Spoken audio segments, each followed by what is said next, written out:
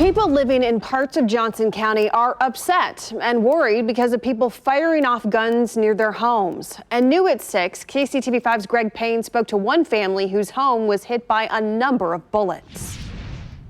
Here's where the bullet entered through our exterior wall. A constant reminder for Matthew Keys of May 31st. I was working in my garage and I heard glass shatter. Keys says for hours a group of college students on their own family property nearby were shooting firearms. Checked all my windows and realized that none of the windows were broken. It wasn't until the next day his son noticed glass shattered in their computer room. Ricocheted off of the picture frame and landed in my kid's art supply cart. The same room where his kids have been doing online learning. If they would have killed my kid, they would have taken that life from me. After an investigation from the Johnson County Sheriff's Department, police were able to find several other bullets in the home, from an AR-15 and an AK-47.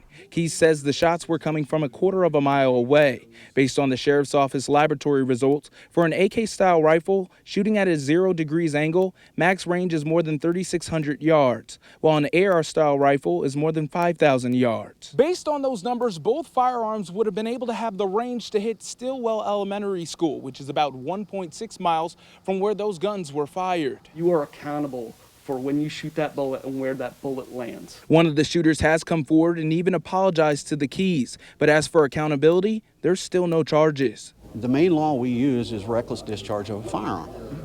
Well, even at that, you have to be able to prove ownership of the gun and intent. Something that the sheriff says is difficult to do, especially when there is no current law within the unincorporated areas in Johnson County against this. Inside the cities, you can't discharge a firearm because it's not safe. But in this fringe area, you can. Keys has been working with Sheriff Hayden to find a solution that would both protect the citizens and their rights to bear arms. We're considering ourselves the lucky ones here because we did not lose a kid or a family member. The Keys and a number of other residents who've experienced this problem plan to speak before the Johnson County Commissioners during their meeting on September 3rd. Reporting in Johnson County, I'm Greg Payne for KCTV5 News. Where they do their art.